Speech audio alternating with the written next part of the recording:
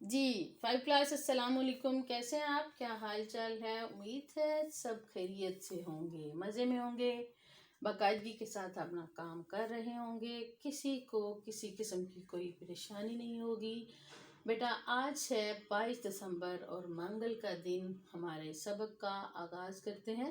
بسم اللہ الرحمن الرحیم۔ ہمارا سبق ہے محنت کا پھل اور عنوان ہے اس کا مرکزی خیال اور جملے۔ تو بیٹا آپ کو میں نے بتایا تھا کہ مرکزی خیال کیا ہوتا ہے۔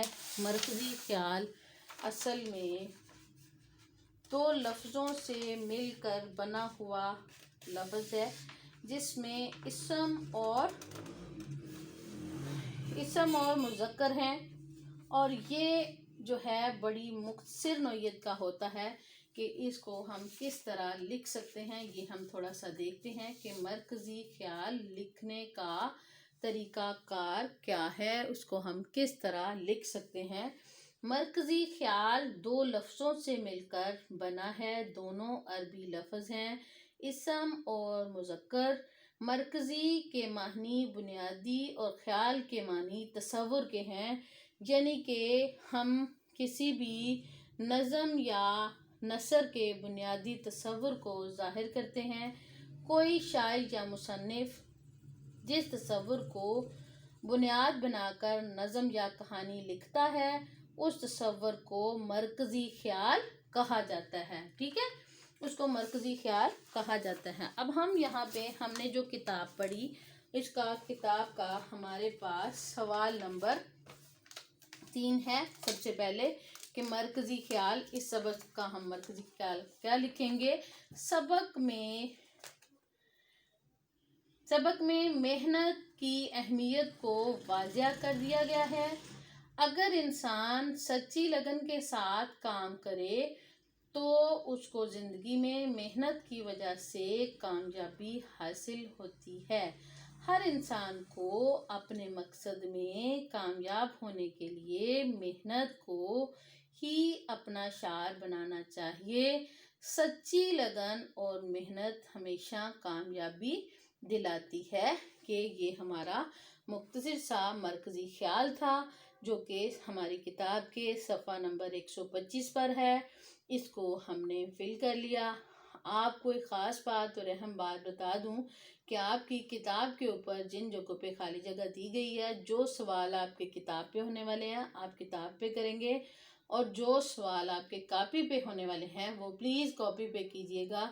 اس لیے آپ کے لیے بھی اور میرے لیے بھی آسانی ہوگی کہ کتاب کا کام کتاب پہ چیک ہو جائے گا اور کاپی کا کام کاپی پر چیک ہو جائے گا۔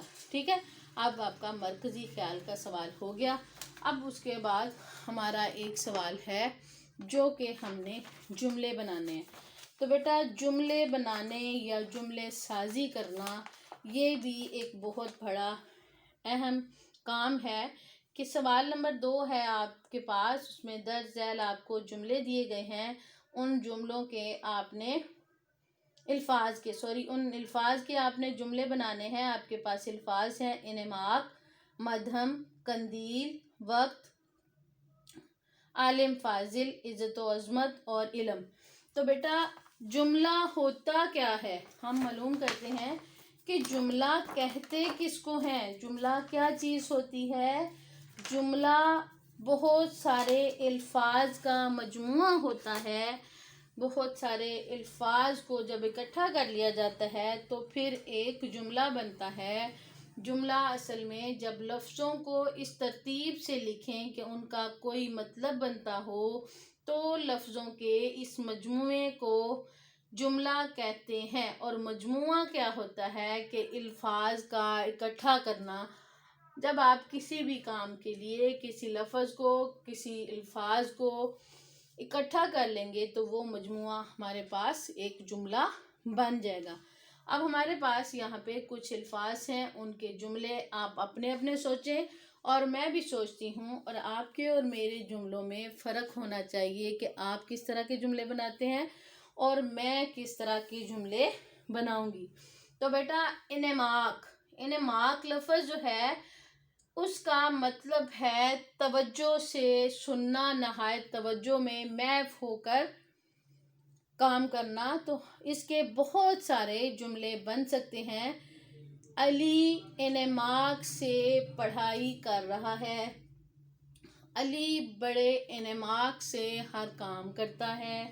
ہمیں استاد کی بات کو انعماق سے سننا چاہیے۔ اب میں دیکھوں گی کہ آپ نے کیا کیا جملہ دیکھا اور آپ نے کیا کیا جملہ بنایا، اور آپ کے اور میرے جملوں میں فرق ہونا چاہیے۔ میں نے کچھ جملے صرف آپ کو یہاں پہ مثال کے طور پر بیان کیے ہیں کہ آپ کے جملے جو ہیں میرے سے مختلف ہونے چاہیے۔ مدھم، مدھم کا مطلب کیا ہوتا ہے؟ دھیمی ہونا، ٹھیک ہے، ہلکی ہلکی سی جو روشنی ہوتی ہے، مدھم۔ مدھم روشنی میں پڑھنا آنکھوں کے لیے نقصان دہ ہے۔ ہلکی ہلکی، آج مدھم مدھم، علی کی آواز آج بہت مدھم مدھم ہے۔ علی پریشانی میں مدھم مدھم آواز میں بول رہا ہے۔ آپ اس کے علاوہ کون سے جملے بنائیں گے مجھے ضرور بتائیے گا، اور اپنی کاپی پر جو بھی آپ جملے بنائیں وہ آپ کے اور میرے جملے مختلف ہونے چاہیے۔ اب قندیل ہے تو بیٹا قندیل کس کو کہتے ہیں؟